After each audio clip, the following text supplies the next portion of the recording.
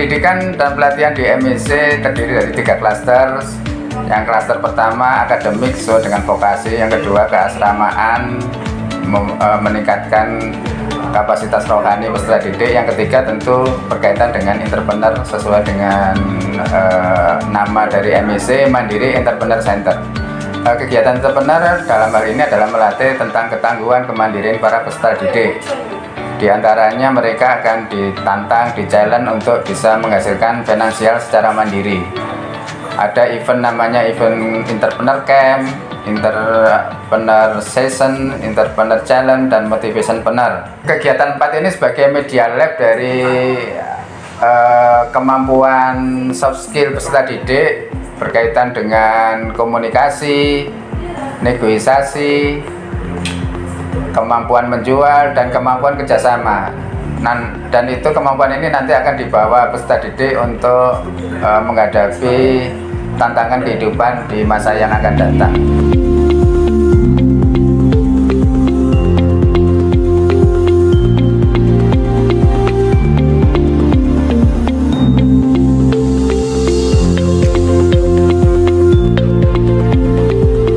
Pendidikan asrama di Mandiri Entrepreneur Center merupakan salah satu program pendidikan yang komprehensif dan holistik untuk menumbuhkan karakter mukmin yang kuat akidahnya, terpuji akhlaknya, luas ilmunya, dan mandiri perilakunya.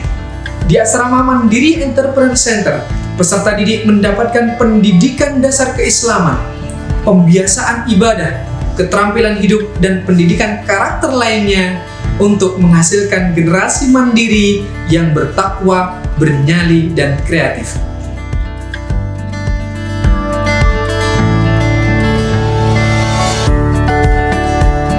Agar mendapatkan hasil yang maksimal, maka di asrama Mandiri Entrepreneur Center kita melakukan beberapa pembinaan.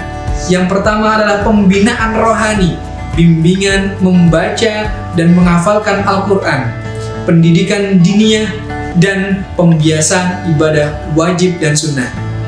Pembinaan yang kedua adalah pembinaan jasmani dan kesenian. Pembinaan ketiga adalah pembinaan keterampilan dan pengembangan diri. Pembinaan yang terakhir adalah pembinaan sosial kemasyarakatan.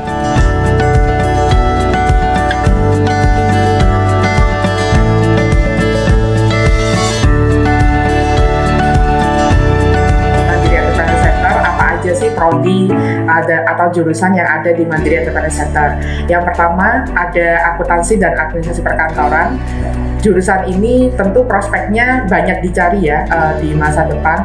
Ada pekerjaan sebagai administrasi keuangan, kemudian administrasi data, kemudian sekretaris, dan juga pekerjaan-pekerjaan yang berhubungan dengan keuangan dan pendataan di perkantoran seperti itu. Kemudian yang kedua ada jurusan digital planner. Nah, jurusan digital planner ini tentu teman-teman sangat familiar ya dengan jurusan ini karena sekarang sedang banyak dicari juga. Ada pembelajaran yang dilakukan di digital planner itu lebih banyak berhubungan dengan digital marketing, baik itu nanti lewat platform website maupun juga sosial media dan juga marketplace. Dan yang ketiga ada prodi kuliner. Nah, ini kalau sudah mendengar kata kuliner tentu sangat erat kaitannya dengan masak-memasak ya. Jadi prodi kuliner ini untuk prospektusnya ke depan teman-teman bisa menjadi koki atau chef seperti itu. Kemudian yang kedua mungkin juga bisa membuka rumah makan sendiri atau depot,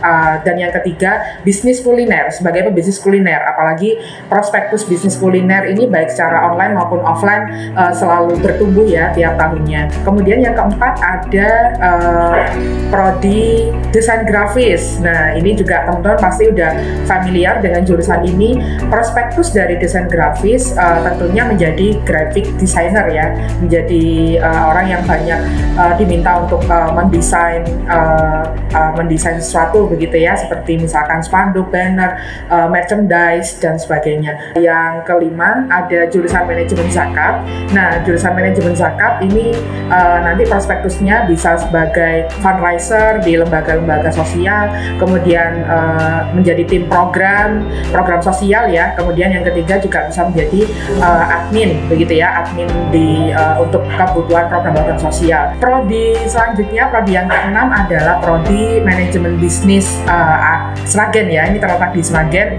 Manajemen bisnis yang kita masuk di sini adalah manajemen bisnis agro. Jadi berkenaan dengan peternakan dan pertanian. Jadi teman-teman yang sangat tertarik dengan bidang pertanian dan peternakan bisa sekali mendaftar di MEC dengan penempatan di Sragen. Apa aja sih yang dipelajari di manajemen bisnis Sragen? Yang pertama adalah budidaya hortikultura, kemudian juga budidaya ternak seperti lele, kemudian ayam, dan juga bagaimana pembuatan pupuk cair seperti itu. Dan masih banyak lagi kompetensi-kompetensi yang diajarkan berkaitan dengan peternakan dan